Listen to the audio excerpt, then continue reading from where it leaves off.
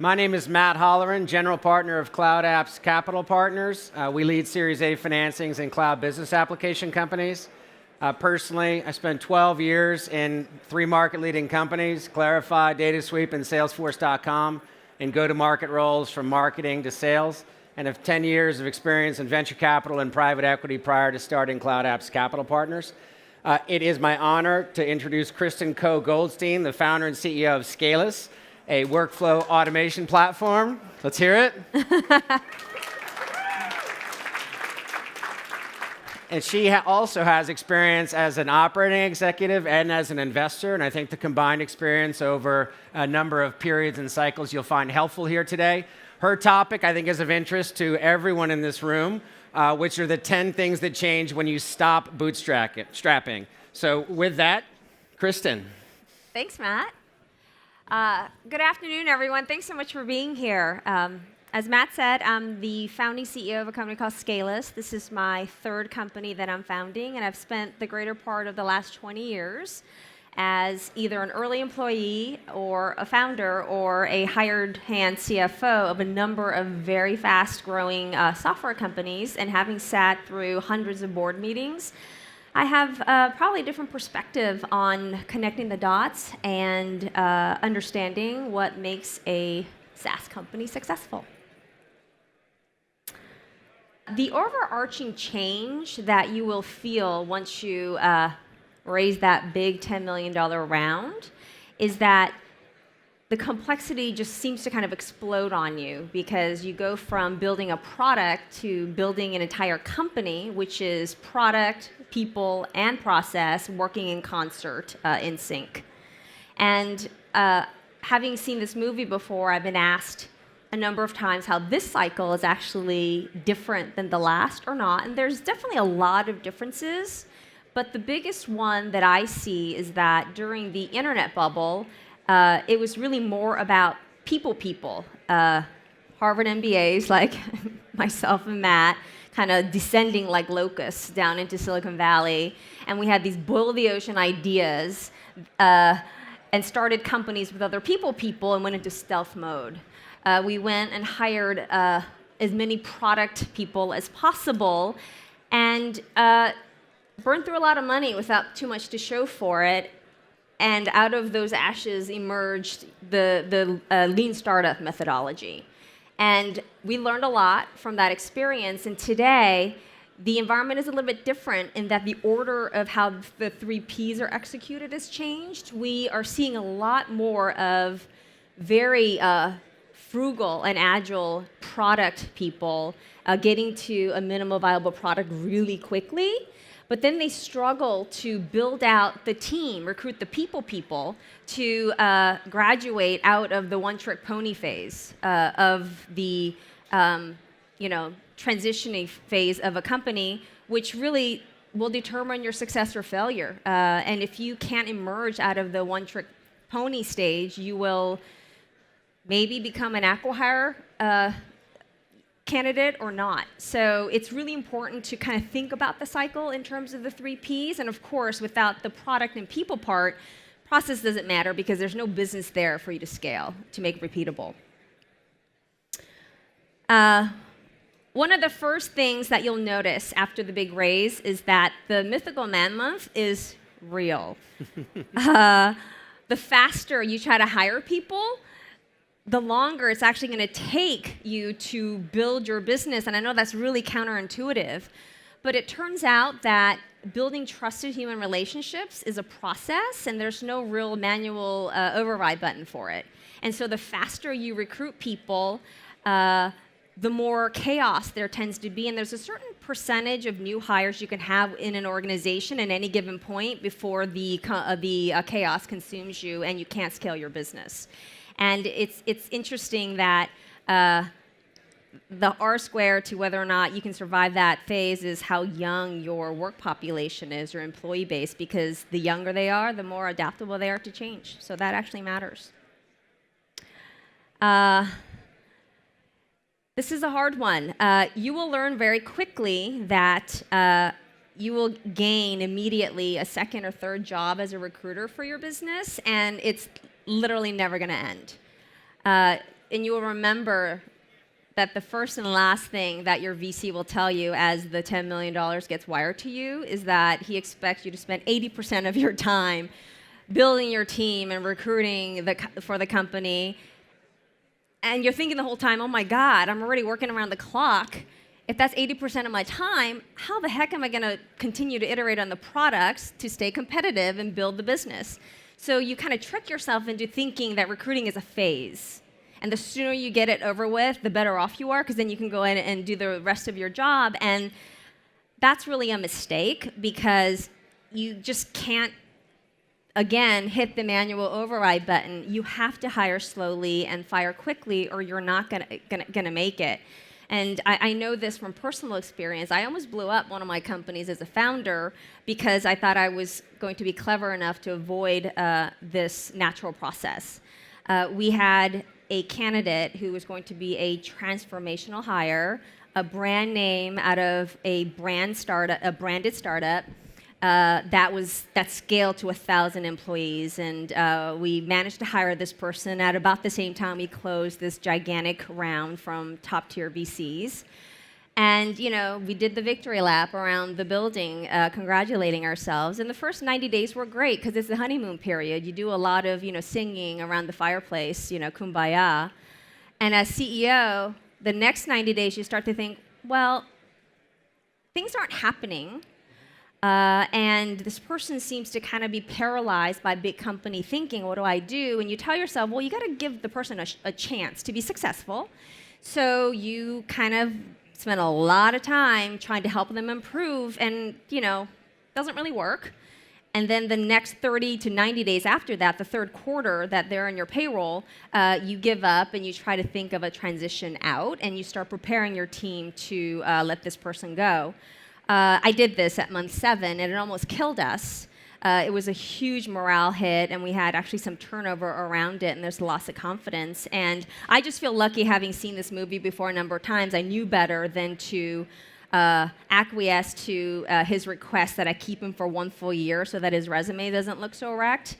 Because a lot of first-time founders kind of fall into that trap, and it's not really even the salary you're paying this person for the year. They're holding the spot of someone who could be executing, so you've literally burned a year of cash without much to show for it. And so this is why firing fast is really, really hard. It sounds correct academically, but the people side of leading a team will prevent you from being so heartless. And the first time that your terminated executive looks at you and shows fear that he can't pay his mortgage, or tells you that his daughter will now have to drop out of college because he can't pay her tuition, it'll crush your soul. And you'll think about that person for the rest of your life, and it's not any better the second, third, or even the 10th time. It's something that you have to accept as a founding CEO. This is really hard, and really hard to get right, but you must do it. I agree with you that for everyone in the room, thinking about the right talent and the right people is forever, and it's really hard. I also agree with you that it will never, ever, and should never be easy to have that hard decision. How about hiring slow? Can you expand on that? Yeah, hiring slow is really hard because no one believes Mythical ManMonth until they realize it's real. You really get tricked into believing that the faster you can get through the hiring phase, you can go back to building your product and your business, and you end up hiring way too fast. And then because it was your mistake, you feel bad, you fire really slow. Mm-hmm. It's a pretty vicious cycle. This is also about the time when you raise the big round that you start hiring outside of your circle, which is fraught with risk. And I'll talk a little bit more about that in this slide. It happens around 20 employees. You go from a culture of a family to one of a village, and as CEO, you're spending all your time being the referee of the neighborly disputes. You end up spending a lot of time trying to maintain what I call battle rhythm, which is essential to success. And it's really hard to define, and the best I can describe it is to explain what it feels like when you don't have battle rhythm, which is that you waste all your gas revving in neutral, going nowhere, because your cross-functional team is speeding up and slowing down out of sync, and it's because the culture of the company has changed, and you go from an early stage founding team of people who can read each other's minds to, oh, I have to explain everything now, and that's really hard, and it's slowing me down. And again, this process of going from being a family to being a village is a pretty tough transition for most companies to make.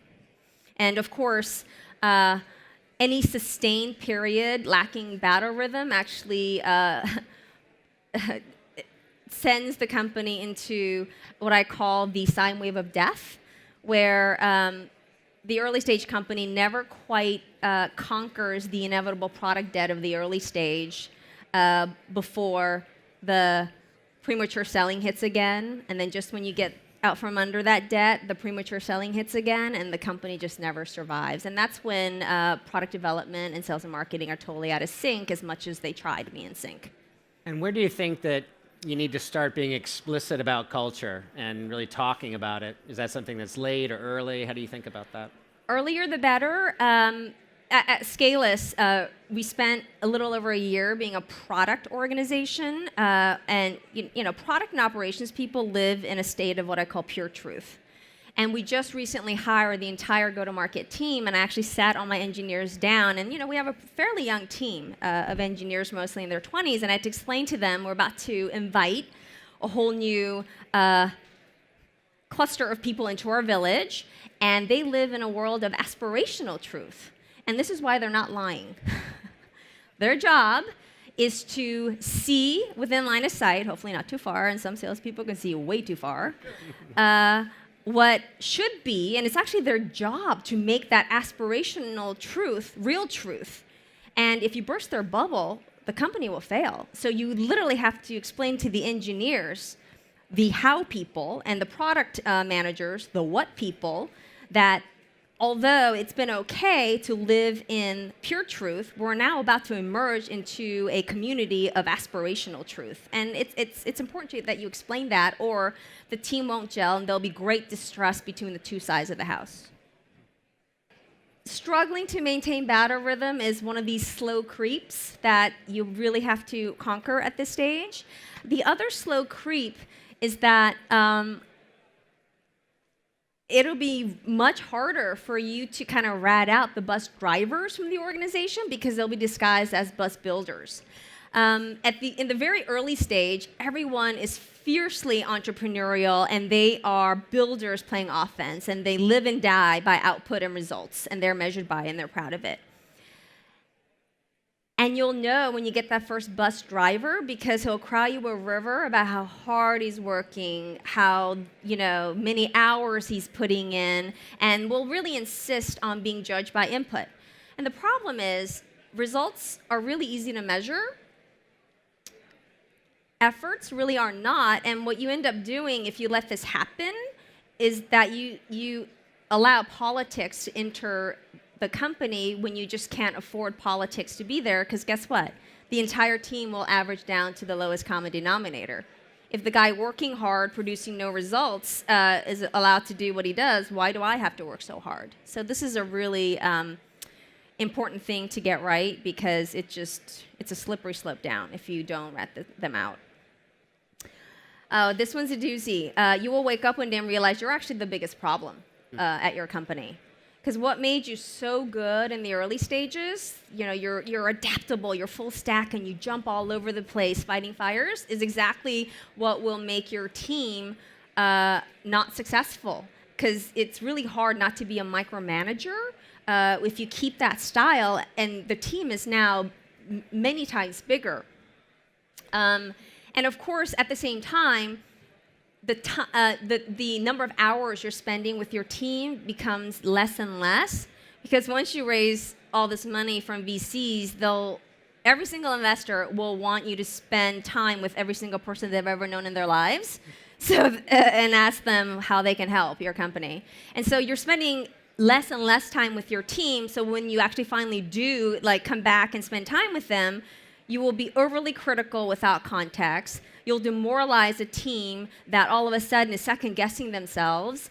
And over time, you become the untrustworthy person because you're everywhere and nowhere and giving them lots of feedback without giving them the opportunity to internalize the feedback. And this is the stage where you realize, wow, it's really hard to systematically and consistently share the information I'm bringing back from the field. And this is an especially big problem for introverts like me. Because what I like to do is kind of look in my own head and process information and then kind of present what I think.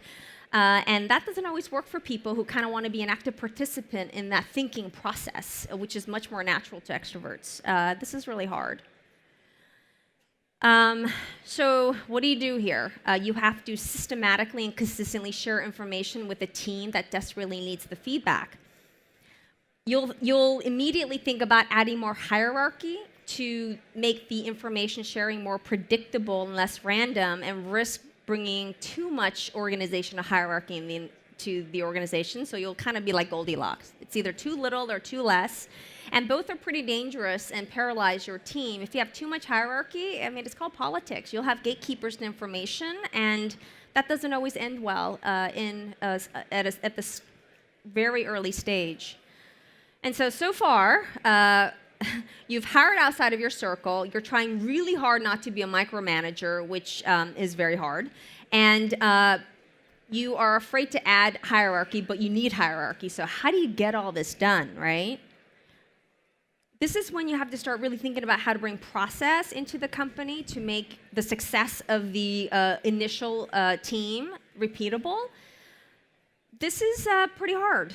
And remember, you're going from a phase where the founders can operate while reading each other's minds to actually having to systematically and consistently share information across the board with team members that actually speak a different language. Again, your engineers speak the how language. They want to know how something is going to work. They could care less about the what or the why. Product people want to know the what, every pixel. And the business people want to understand the why. So in this context, you really have to communicate very consistently the same message, or you're going to be misunderstood and your organization will fail, just from the lack of repeatability of what you're trying to do.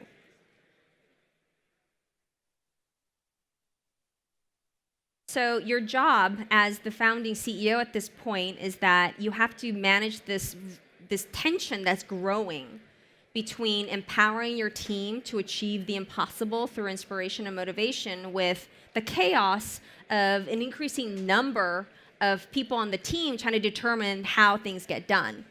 And it's really hard. You have to somehow motivate a group of people to share best practices, which are continually changing, in a way that works for everybody. And the way I've been able to achieve it is to first start with trust. You have to trust the people doing the work, that they know how to do it the best. You can't second guess them. You can't micromanage them. And trust comes from the top. Everyone will feel it if you don't trust. And once you instill that sense of trust on the whole team, you have to make sure sharing the best practices is actually seamless, so that the accountability and the visibility is there, and you have faith that the best practices, as it morphs, is really truly best practices. It's only under this environment that you're actually going to be able to grow the business in a systematic way. And how do you think about this when you're hiring your first executives? You know, part of the nucleus of your executive team and helping the company to scale. No amount of words can prepare for that types of transition, especially when you're bringing in the people who, you know, what I call the processizers. And as you know, I had to build an entire app to kind of help organizations make the creation of process feel a lot more natural and less confining, you know, because the creative members of your team will fight this tooth and nail and tell you how it's keeping them from innovating. And this is the part that you mentioned. I learned the hard way. I mean, I got my butt kicked more than once, that once you get that big raise from institutional investors, they expect you to scale the business. And scale is a lot less about the quality of your product or service delivery, which is what the very early stages were about before you got the big round. Scaling is about making your product or service delivery consistent. Rinse and repeat, rinse and repeat, rinse and repeat. Because if you don't do that, you don't have success that's repeatable or repeating, and you just have a bunch of smart people on a one-off fashion creating a business which becomes really a custom dev shop. It's not anything that's repeatable. And so what do I really mean by scaling? You have to become a metrics-driven organization, and again, your creative people will fight it, but it turns out it's really hard to gauge consistency without hard data behind it. And if you don't have the hard data, you become a political organization. And this is the point in time you bring in the executives, the specialists, to join the team of generalists that are agile. And I call them the processizers, and this is one of the riskiest points of scaling a business, because the processizers tend to be glass half empty people who are successful because they worry about all the things that went wrong in the rearview mirror and then obsess about what could go wrong in the future. And that type of perspective is oil and water compared to the early stage entrepreneurs who are very positive, anything's possible, and refuse to take off the rosy colored glasses. So as CEO, your ability to incorporate the processizers that make success repeatable into an organization of creative innovators is really hard to do, and I have not seen a company scale and be successful without this happening. And so the timing and sequencing of again, nailing the 3 Ps, product, people, and process is pretty important. And in my mind, that process is actually called execution. There's a lot of talk about execution, but this is what it really means. Everyone talks about it in words that aren't really tangible. And this is what it is. Well, 10 powerful things that changed when you stopped bootstrapping, some great challenges and some hard truths, right, shared with this group here today. Are there questions?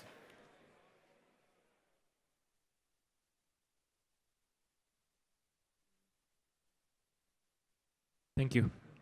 Very interesting. Thanks a lot. Quick question about firing fast.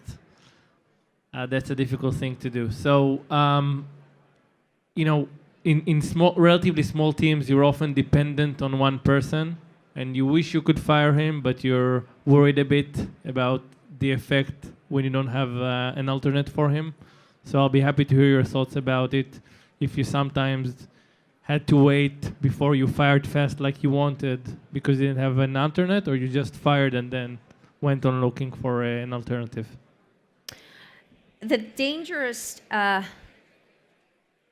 situation you can get into when you feel held hostage by the person that you want to fire but you can't fire is that unless you fire that person, you feel no urgency to replace them, and you need that urgency because the name of this game is executing within a window of time. It's not finite, and you'll lose that window.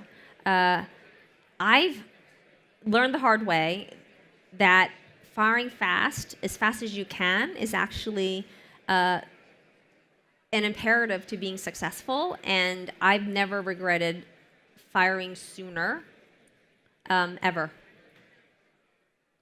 It's liberating. Thanks.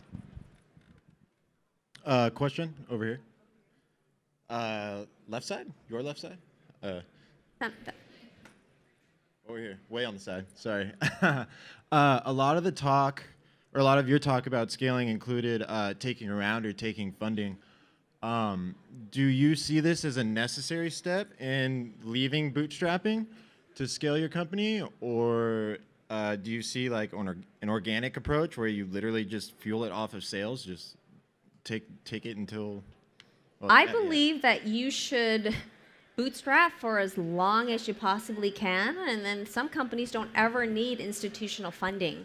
I took one of my companies to $3 million in revenue at a very high profit margin before I took any money, and I did so primarily for reasons of recruiting. It turns out when you have brands like Google and Sherpa behind you, hiring is a lot easier. And that's really the only reason why I did it. Awesome. Thank you.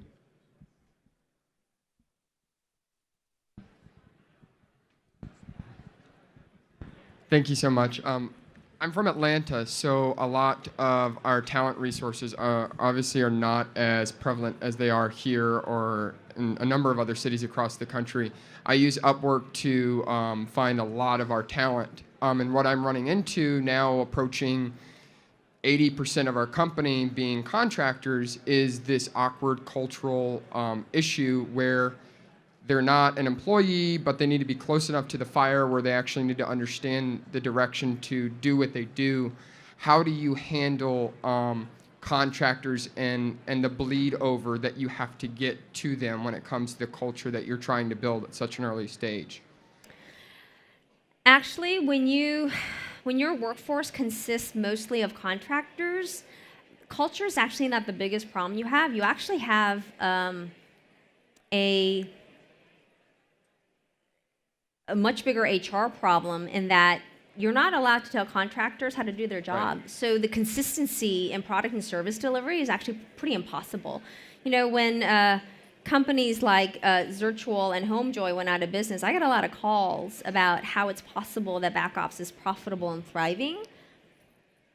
Employees through and through, and the accountants on that network literally process known workflows in a task list with videos attached to every task in the task list. And that team has a standard where any smart person could be walked off the street and do the job. So it's really that consistency and being able to tell the contractor how to do their job that's actually a bigger problem than the culture. I converted right away all the contractors to employees. Thank you.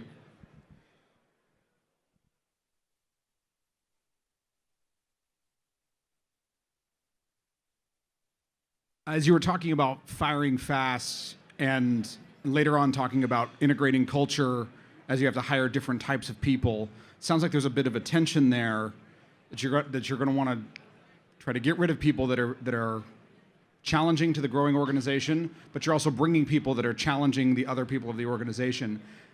Can you talk a little bit more about reconciling that as you're growing? I think you're asking how to manage the turmoil of turnover as you try to build culture and trust. Is that correct? Okay. I actually have a methodology. I'm a process wonk, where I believe that if you frame a situation in a certain way and include the right stakeholders to have a part in the decision making, it's the only way that you can operate to instill that level of trust.